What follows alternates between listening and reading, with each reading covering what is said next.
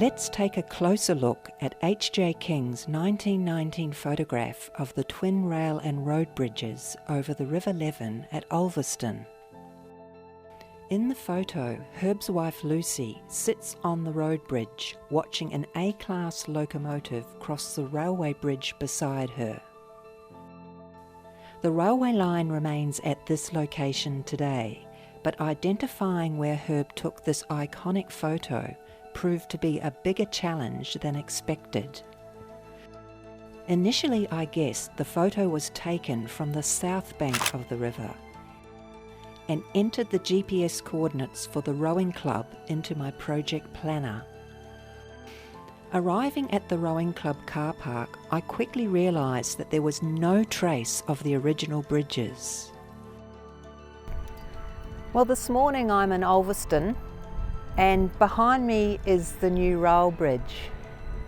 But as you can see in Herb's photo taken over 100 years ago, we can see one of the steam trains coming through, but just to the right of it there was the old road bridge.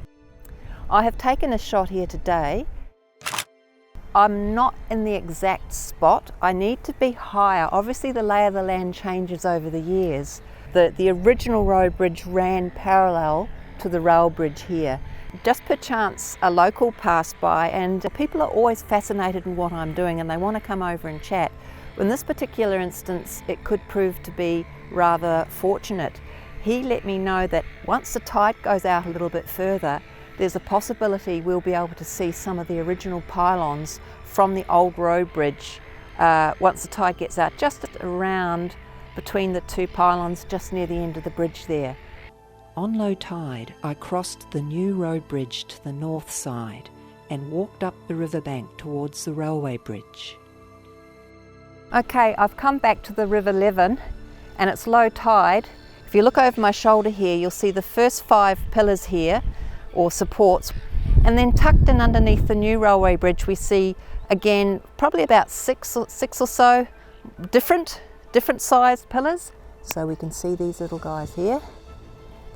Earlier this morning I was standing just about over here taking the shot back. As I prepared to leave, I noticed an old weathered wooden pile wedged into the rock embankment behind me. Could this be a remnant of one of the original bridges? Could I have taken my photo from the wrong side of the river?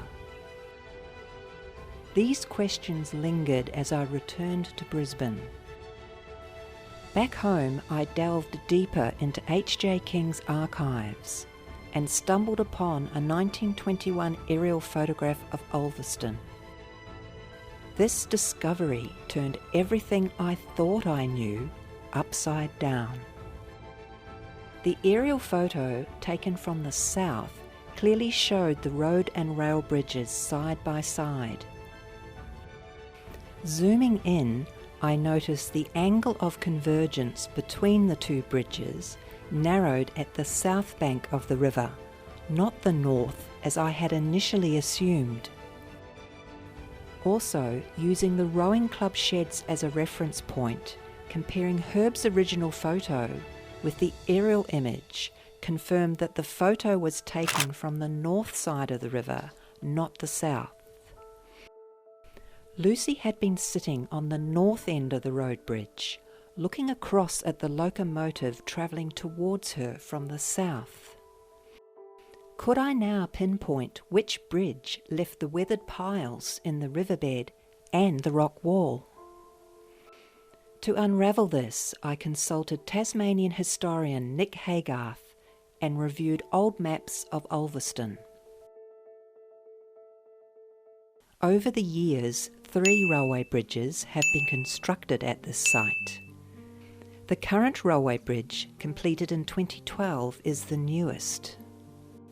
Before it, the 1958 bridge stood slightly downstream and was later demolished, with its remnants repurposed as a river lookout on the north bank. Herb's 1899 railway bridge, visible in his photograph, likely ran between the 1958 bridge's location and the original road bridge location. This alignment corresponds with the weathered stumps that are still visible at low tide. And what about the wooden pile wedged in the rock embankment? Given its proximity to the 1899 bridge's likely location, it's possible this pile is a surviving piece of the original structure. Could it even be the same one captured in this old photograph of the bridge?